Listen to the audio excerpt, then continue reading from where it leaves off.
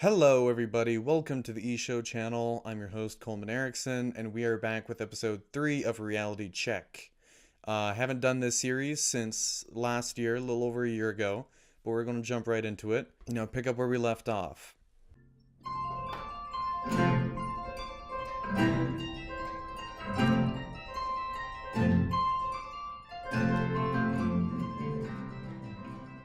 So the one big thing I want to talk about in the news is actually the weather. It's been kind of crazy around the United States lately, especially here in Denver, Colorado. Just got hit by a blizzard. Pretty massive one. Don't think we've had one this rough in a couple years. And I know as the storm's moving further east, it's starting to affect more people in other ways. Like there's flooding around the Mississippi River. I know there's also a bunch of tornado warnings. So it's an exciting time in weather. I don't really have a bunch of news stories laid out in front of me like I did before. I want to try to make this more organic. The only other news I really want to cover is some entertainment news. A bunch of stuff has been happening in the music world. Not the least being the Black Keys are back. Since their 2015 album Turn Blue, I believe that's the name of it, they haven't really put out anything. So it's exciting to see some new material from them. I think it's low slash high.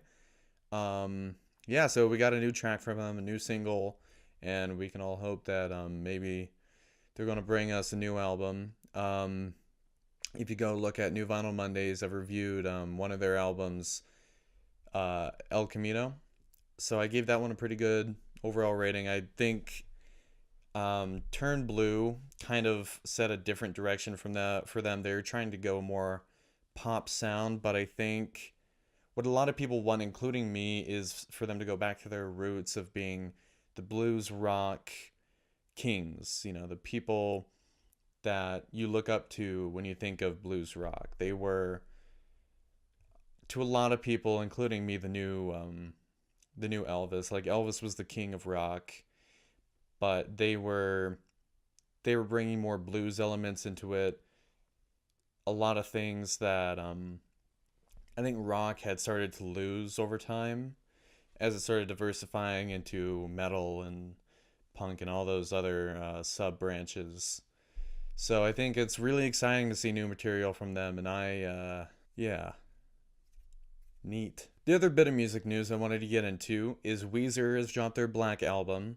Ever since the White album, I believe 2016, people have been waiting for the Black album. They knew it was coming, and when Pacific Daydream came out, that was when people were expecting the Black album. But a lot of people, a lot of their fans were pretty disappointed by what they got with Pacific Daydream, because it's all very poppy sounding. It's more generic. It's very hip. It's the kind of music that they want, that the radios want to play.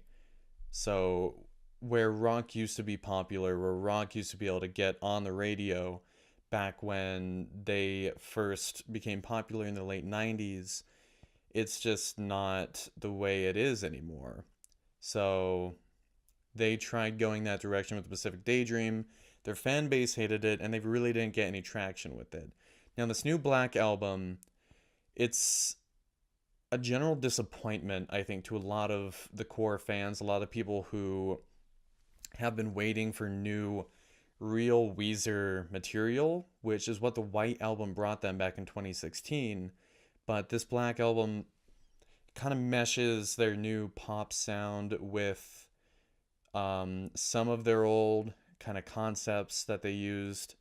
Rivers Cuomo, the lead singer, he brings a bit more personality to this album, especially juxtaposed to the Pacific Daydream album, but it's not the same as what they used to have.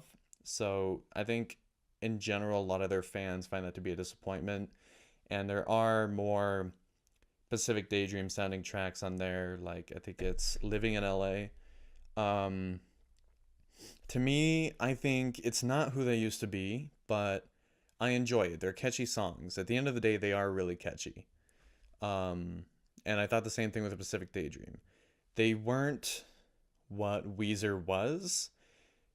And I don't necessarily think that's what they are now, but it's something different, and I can applaud them for trying new things. I do want to see more Weezer-esque material from them again, more Weezer sounding stuff like we saw on the White Album back in 2016. Let's jump into politics. Haven't done that in a while. The presidential race is coming up next year, and the field for the Democrats has already gotten pretty big.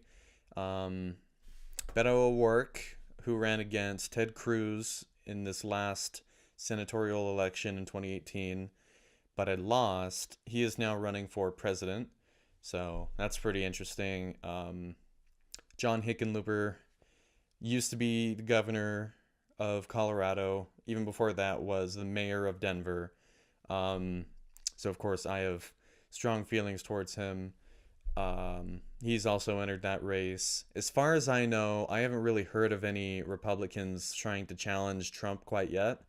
But I think once we get past 2019, as we start to get into the beginning of 2020, into the summer, we'll start seeing more challengers approach. Because I imagine with the recent challenges he's faced in Congress, we will see some people from the Republican Party jump ship and try to challenge him in this the new 2020 elections. We actually have a sponsor on this video. The sponsor of today's video is my trusty XLR cable that broke on me right before recording, and my quarter-inch cable to 3.5 adapter that also broke on me. So, sponsored by the challenges in my life. Thanks for watching this video. If you like the material, please share it with all your friends and family. Leave a like, subscribe.